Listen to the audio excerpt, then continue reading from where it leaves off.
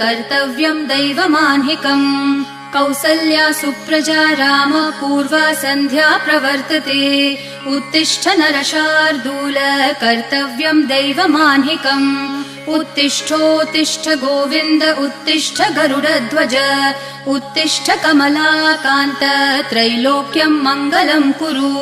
उत्तिष्ठोत्तिष्ठ गोविन्द उत्तिष्ठ गरुडध्वज उत्तिष्ठ कमलाकान्त त्रैलोक्यं मङ्गलं कुरु मातः समस्त जगतां मधुकैटभारेः